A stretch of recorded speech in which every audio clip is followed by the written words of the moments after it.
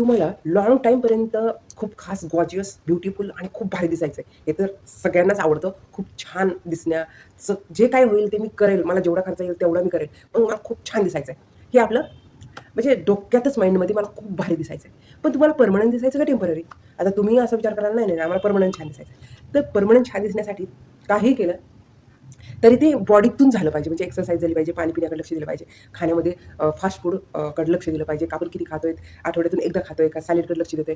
ह्या पॉइंटकडे लक्ष दिल्याच्यानंतर तुम्ही गॉर्जियस खूप सुंदर आणि खूप भारी पर्मनंट दिसताय. लाँग टाईमपर्यंत दिसताय.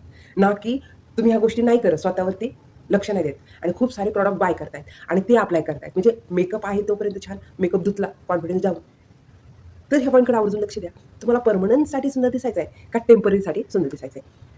तर पर्मनंटसाठी जर सुंदर दिसायचा असेल, तर तुम्हाला 10 मिनिटाची वेळ काढून एक्सरसाइजकडे लक्ष द्यावं लागेल. म्हणजे तुम्ही खूप खास, पर्मनंट, सुंदर, गॉर्जियस दिसताल.